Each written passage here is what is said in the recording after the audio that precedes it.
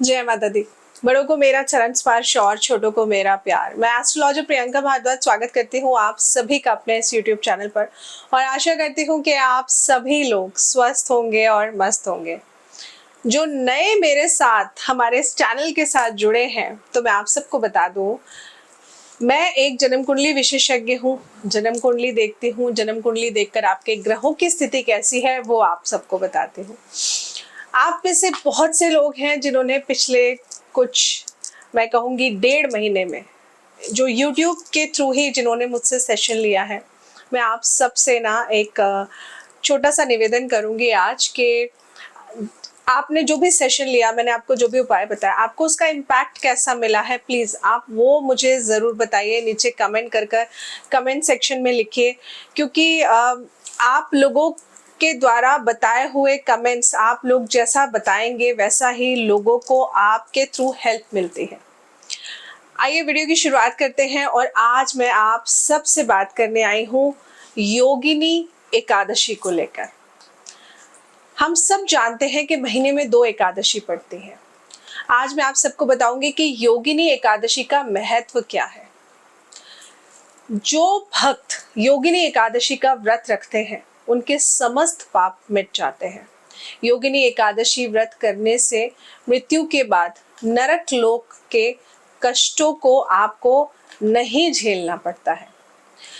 जो भी भक्त योगिनी एकादशी के व्रत रखते हैं उनको मृत्यु के बाद यमदूत नहीं, देवदूत लेने आते हैं और ऐसे व्यक्ति की आत्मा को स्वर्ग में स्थान प्राप्त होता है।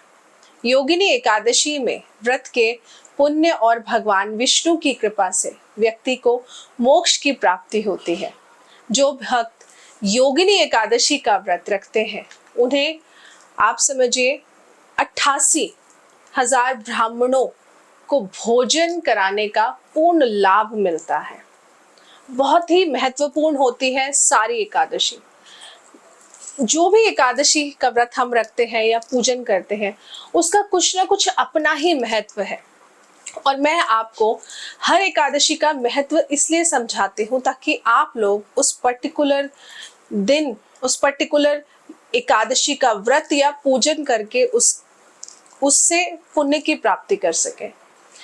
इस बार हमारे हिंदू पंचांग के अनुसार इस साल आषाढ़ महीने के कृष्ण पक्ष की एकादशी तिथि 13 जून मंगलवार को सुबह 9:28 पर शुरू हो जाएगी और 14 जून बुधवार की सुबह 8:50 पर समाप्त हो जाएगी। तो उदया तिथि के आधार पर योगिनी एकादशी का व्रत हम लोग 14 जून को मनाएंगे। वहीं योगिनी एकादशी व्रत का पारण जो होगा वो 15 जून यानी कि गुरुवार को किया जाएगा। योगिनी एकादशी व्रत का पारण समय सुबह 5:20 से शुरू होकर के 8:10 तक रहने वाला है। तो योगिनी एकादशी की पूजा विधि क्या है, अब मैं आपको वो बता देती हूँ ताकि उसके अनुसार अगर आप लोग व्रत नहीं कर सकते हैं तो पूजन जरूर करिए। वैसे तो भगवान भाव के भूखे होते हैं, लेकिन भगवान का पूजन, पाठ, दान, पुण्य हम इसलिए करते हैं क्योंकि इनको करने से आप भगवान के और कहते हैं ना करीब आते हैं। भगवान खुश होते हैं अच्छे काम करने से। वो नहीं कहते आपको कि आप दान करिए। अगर आप दान कर रहे हैं तो आप अपने अच्छे के लिए, अपने भले के लिए कर रहे हैं, क्योंकि नियति का जो चक्र है, नियति का जो नियम है, आप जो देंगे वो आपको मिलेगा। तो अगर आप दान करते हैं मतलब आप देना जानते हैं, आप उस यूनिवर्स को मैसेज दे रहे हैं कि आप इतने सक्षम हैं कि आप देना जानते हैं। और जब यूनिवर्स देखती है कि आप किसी को दे रहे हैं, कभी कभार हम कहते हैं ना, हमें पता नहीं होता हम किसकी किस्मत का खा रहे होते हैं, क्योंकि आप अगर किसी को दे रहे हैं तो भगवान आपके थ्रू उसको देने के लिए आपको देता है। इसलिए दान जरूर करिए। योगिनी एकादशी के दिन सुबह स्नान करने के बाद में भगवान विष्णु का पूजन विधि विधान से करना बहुत ही उत्तम माना जाता है। भगवान विष्णु को, ठाकुर जी को फल फूल अर्पित करना बहुत अच्छा है। श्रद्धा के साथ आप उनकी आरती करिए, पूरा पूजन करिए। इस बार एकादशी पर आपने पूजन में गुड़ और चने का प्रसाद जरूर चढ़ाना है, ये बहुत खास है। इस दिन भगवान विष्णु आपके जीवन में सकारात्मक ऊर्जा का प्रवेश करते हैं अगर आप भगवान विष्णु का पूजन करते हैं एकादशी पर। और धन के भंडार आपके घर में हमेशा भरे रहते हैं, कभी खत्म नहीं होते हैं। योगिनी एकादशी के दिन शालिग्राम भगवान की पूजा भी जरूर करनी चाहिए। लेकिन सबसे पहले भगवान शालिग्राम को पंचामृत से स्नान कराना चाहिए और फिर इस बार खास तौर पे आप कोशिश करिए कि पंचामृत स्नान के बाद आप पीला चंदन गंगा जल में मिलाकर आप उससे शालिग्राम जी को स्नान कराएं। उसके बाद 108 तुलसी के पत्ते लें, और तुलसी के पत्ते ना एकादशी वाले दिन नहीं तोड़े जाते हैं। आप चाहें तो मेरी वीडियो पुरानी देख सकते हैं। आई एम श्योर आप सबको पता ही होगा आपके एकादशी के पर तुलसी के पत्ते नहीं तोड़ने चाहिए। और भी कौन कौन से दिन हैं जब तुलसी के पत्ते नहीं तोड़ने चाहिए, ये मैं आप सभी को पहले भी बता चुकी हूँ। तो एकादशी से एक दिन पहले आप तुलसी के पत्ते तोड़िए। और इस बार का जो स्पेशल मैं आपको बता रही हूँ कि 108 तुलसी के पत्ते लीजिए और वो एक एक करके ओम नमो भगवते वासुदेवाय का जाप करते हुए ये तुलसी के पत्ते आप शालिग्राम जी पर अर्पण करिए। ये करना ना आपके लिए मान्यता के अनुसार अगर आप ऐसा करते हैं तो ऐसा करने से आपके घर परिवार में समृद्धि आती है और भगवान विष्णु का आशीर्वाद आपके ऊपर सदैव बना रहता है। योगिनी एकादशी के व्रत के जो नियम है वो बहुत छोटे छोटे और खास है। योगिनी एकादशी व्रत रखने वाले को कभी भी झूठ नहीं बोलना चाहिए। व्रत रखने वाले को किसी से बुरा बर्ताव नहीं करना चाहिए, लड़ाई झगड़ा नहीं करना चाहिए। मेड को गुस्सा मत करिए, काम गलत कर दिया तो प्यार से समझा दीजिए, लेकिन लड़ाई झगड़ा मत करिए।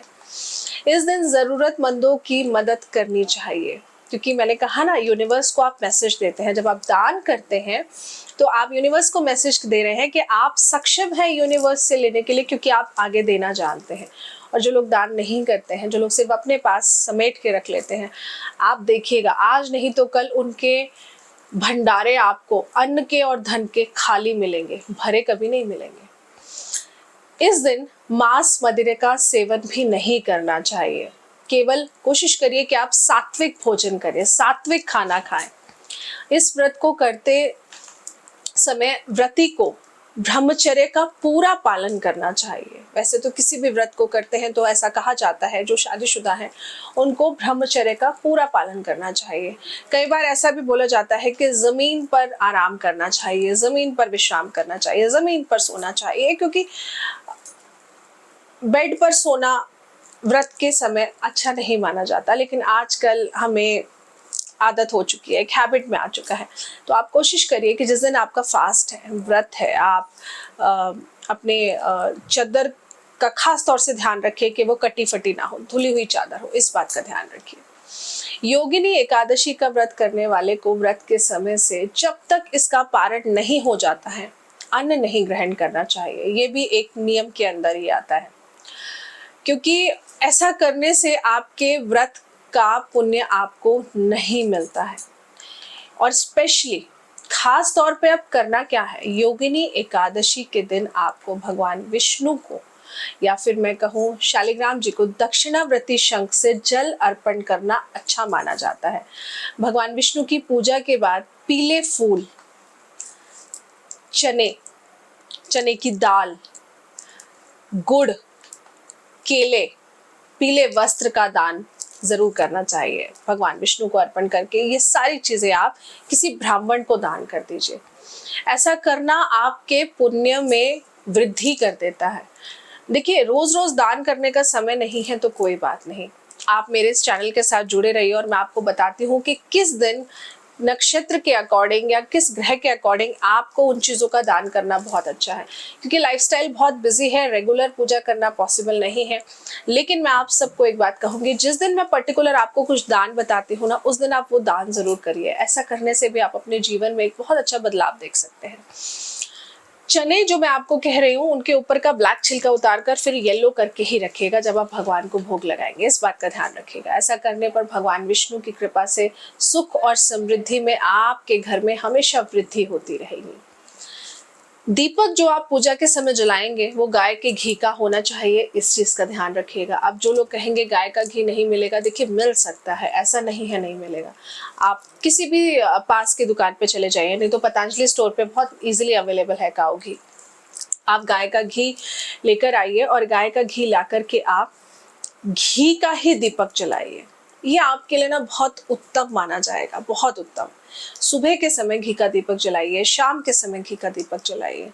और इस बार एकादशी पर आपने घी का ही दीपक पीपल के वृक्ष के नीचे भी जरूर जलाना है। ऐसा करने से भगवान विष्णु की कृपा तो बनेगी ही, लेकिन अगर आपकी जन्म कुंडली में पितृ दोष है, आप पितृ दोष से परेशान है, या फिर जाने अनजाने आपने अपने किसी बड़े बुजुर्ग का दिल दुखा दिया है और आपको भी लगता है लेकिन बातचीत नहीं हो रही है, माफी नहीं मांग पा रहे हैं, तो आप इस दीपक को जलाते समय अपने उन्हीं लोगों को याद करते हुए जिनका भी दिल आपने दुखा दिया है, मन ही मन उनको सॉरी बोलिए। ऐसा करने से जो इतने समय से आप बात नहीं कर पा रहे हैं, आपका कॉन्फिडेंस भी अच्छा बनेगा।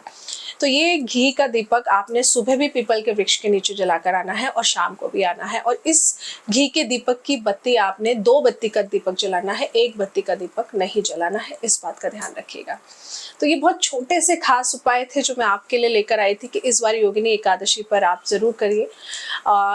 बाल नहीं कटवाने हैं, शेव नहीं करवानी है, नेल्स नहीं कट करने हैं, इस बात का भी ध्यान रखिएगा। और हम सभी जानते हैं कि एकादशी पर चावल नहीं खाने हैं, ये तो मुझे लगता है आप सभी मोस्टली जानते हैं, लेकिन फिर भी जो नए लोग जुड़े हैं जिन्हें नहीं पता है, तो मैं आपको बता दूं कि एकादशी पर चावल नहीं खाना होता है, चावल भी मत खाइए। तो ये कुछ नियम थे जो आपको फॉलो करने चाहिए। और योगिनी एकादशी पर सिर्फ इन चीज़ों का दान करिए जो मैंने आपको बताया है। अगर आप व्रत नहीं रख सकते हैं कोई बात नहीं, आप सिर्फ ये दान कर दीजिए। ऐसा करने से भी आप योगिनी एकादशी का पुण्य की प्राप्ति जरूर कर पाएंगे। जुड़े रहिए मेरे चैनल के साथ, लेकर आऊंगी ऐसी ही छोटी छोटी खास जानकारी आप सभी के लिए। स्वस्थ रहिए और मस्त रहिए। जय माता दी।